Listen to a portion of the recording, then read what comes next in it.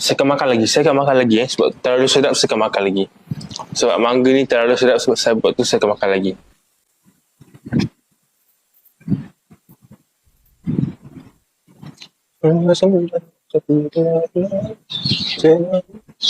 Okey korang, ni mangga kita. Nampak?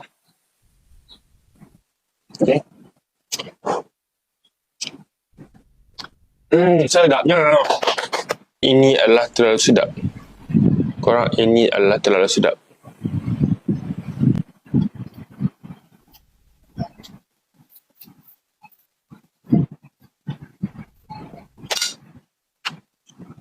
Okay.